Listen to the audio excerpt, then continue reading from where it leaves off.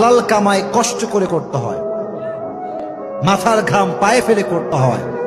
আর হারাম কামাই তুমি বসে বসে করতে পারো, বাট মাথায় রাখো ওই ইনকামের 2 পয়সার দাম আল্লাহর কাছে নাই। ঠিক কিনা বলার জন্য হালাল কামাই আসে দেরিতে, হারাম কামাই আসে খুব দ্রুত।